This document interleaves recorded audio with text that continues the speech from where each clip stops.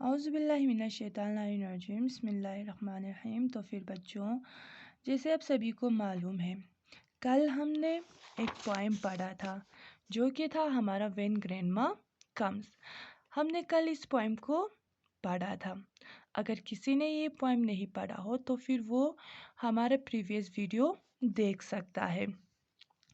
आज हम करने जा रहे हैं इसके क्वेश्चन आंसर्स, जो कि है पेज नंबर 86 पे। तो फिर हमें दिया हुआ है answer this question. First question हमसे पूछते हैं, the first part of the poem talks about what grandma brings when she visit, list something that she bring. ठीक है, हमने इस पोएम में देखा था कि जब वो दादी माँ आती थी तब वो बहुत सारी चीज़ें अपने साथ लेके आती थी। अब हमें ये बोलना है कि जो दादी माँ थी वो अपने साथ कौन कौन सी चीज़ें लेके आती थी और हमें उन चीज़ों की क्या बनाना है, एक लिस्ट बनाना है। तो फिर हमने इसका आंसर कुछ इस तरह से लिखा हुआ है, ग्रैंडमा ब्रिंग्स आ पप्पी टॉय। ठीक है, जब दादी माँ आती थी तो फिर वो अपने साथ पप्पी टॉय लेके आती थी, येलो थ्रेड लेके आती थी, जिंजर ब्रेड लेके आती थी, होममेड सूप लेके आती थी, knitted hat, a can of tuna, woollen socks, chocolate cherries, a picture book, a string of beads and a pumpkin seed.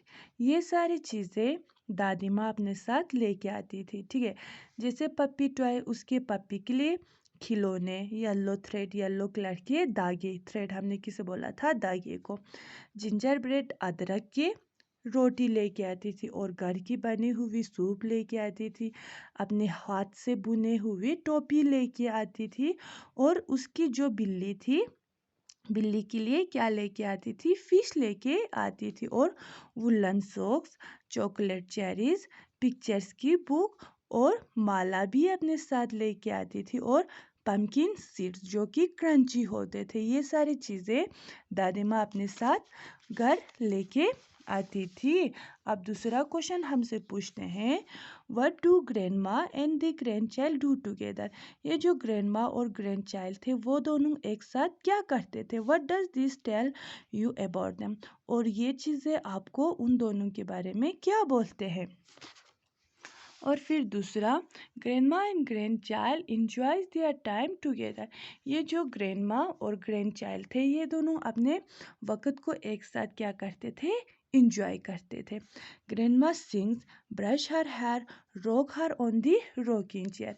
ये जो ग्रैंडमा थी वो अपनी ग्रैंड चाइल्ड के लिए गाना गाती थी, उसकी बालों को कंघी करती थी और उसको रॉकिंग चेयर पे झुलाती थी और बहुत सारी चीज़ें करती थी। And this tell us that grandma is a loving person. ये सारी चीज़ें हमें ग्रैंडमा के बारे में ये बोलती है कि जो वो ग्रैंडमा थी वो एक लविंग पर्सन थी, and loves to spend her time with her family members, और उसे अपने वक्त अपने घर वालों के साथ गुजारना बहुत ही अच्छा लगता था। अब थर्ड क्वेश्चन हमसे पूछते हैं, the end of the poem speaks about what everybody in the speaker homes does when grandma comes. What do they do?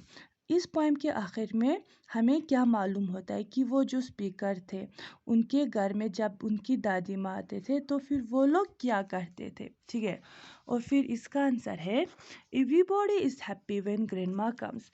ये जो स्पीकर थे उसके घर में हर कोई खुश होता था जब उनके ग्रैंडमा उनके घर आते थे। द स्पीकर पेरेंट्स हैप्पी, जो ये हमें पोएम लिखने वाला था उसके जो पेरेंट्स है वो भी खुश होते थे।